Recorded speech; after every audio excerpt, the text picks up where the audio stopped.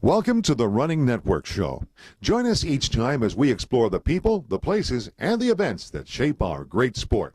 Here's the 50 State Marathon Club. My name's Beth Prophet. I live outside of Philadelphia. Tomorrow will be my 35th marathon stay. And I know it'll be my 37th marathon, provided that I finish. My most exciting marathon, I think, was in Montana. It was a Two-Bear Mountain Marathon, and it was in the rain, and I thought I was lost in the woods, and I was terrified that I was going to run into a grizzly bear. But eventually, 3 miles later, I did run into another person and make sure that I was on the right path. But that was an exciting run. My name is Donna. I live in Birdsboro, Pennsylvania, right near Beth, 2 miles from Beth, in fact. And we started running together a few years ago. I'm in the 50 State Club. It's going to be my 24th marathon if I finish tomorrow.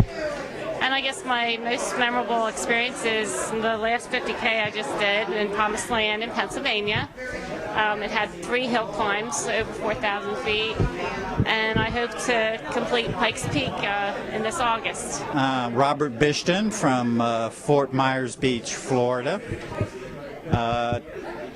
I'm here at Fargo because I've completed 2 tours of the 50 states and D.C. And this is actually my second time to run Fargo. One of the things that I've tried to do to be a little bit different is not to repeat the same marathons. And you can do that for 2 circuits, but you can't really do it for 3 because some states don't have 3 marathons.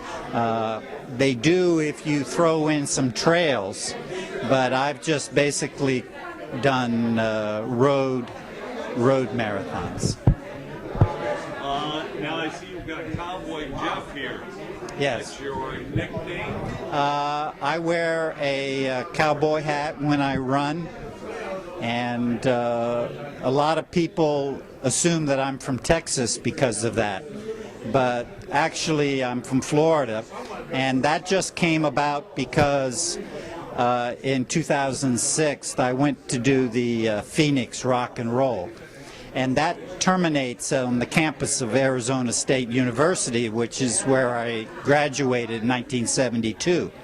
So when I went back there for the first time to run that marathon, I went to the student union and I found a cowboy hat with the Sun Devil logo on it, and I said, I need something to protect myself because I've had a lot of melanoma, some serious skin cancer. And when I wore the hat, it became so popular with spectators, I said, this is kind of nice. You have your own built-in support system. So I've been wearing a cowboy hat. Not that one, but I've been wearing cowboy hats ever since. Now, can you bring your trophy up a little bit? Oh, sure. There? Be happy to. It's a nice trophy. Yes, very, very nice. Yeah, well, that's part of being the part of the 50 State Club. So. That's right. Well, congratulations. Well, and, thank you you're very running much. The race tomorrow, right? I'm going to try. The Running Network here at Fargo, North Dakota, in front of the Fargo Dome, where the marathon finishes tomorrow. It's Friday evening. They just did the big 5K with over 6,000 runners. And here's the start.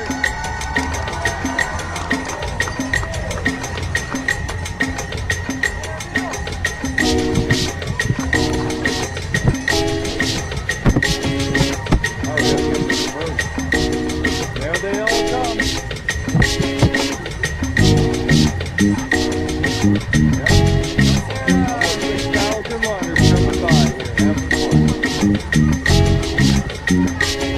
Pretty cool.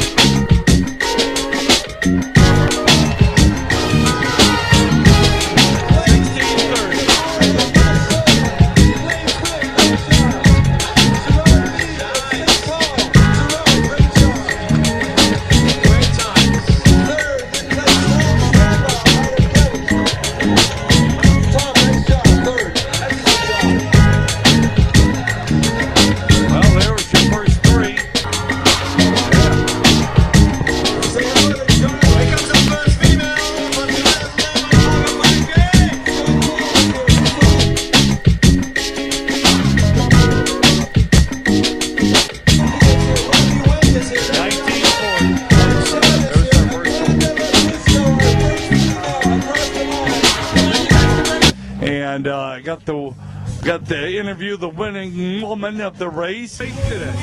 Well, my name's Amanda Lepisto. I'm from Duluth, Minnesota. The race was very fast and it was nice. It was perfect weather and couldn't ask for a better day. Is this your first win in a race like this?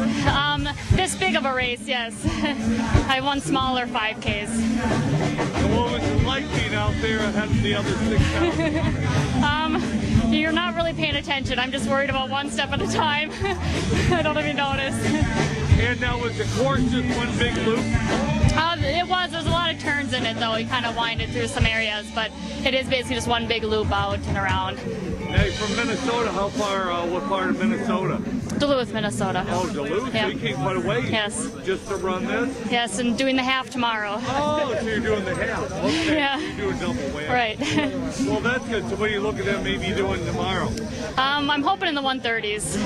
We'll see how I feel. Well, that sounds great. And are you in college then? No. I'm a little bit older than college age. Good. You look young. Yeah. Well, then you should be definitely one of the top finishers tomorrow. And are you going to run Grandma? I'm doing the half, yes. Yep. Good luck. Yeah, thank you. Congratulations. Thanks. Yep, have a good one. Thanks. And out here playing this evening, and the misty rain has kind of quit, so definitely a great evening to be kicking off the festivities for the weekend. A big festive atmosphere, and I'm sure it's going to be a big day tomorrow. Even though it may rain on us, I'm sure it'll be a big crowd out there having a good time running the streets of Fargo, North Dakota. So I'll give you an update tomorrow after the big race.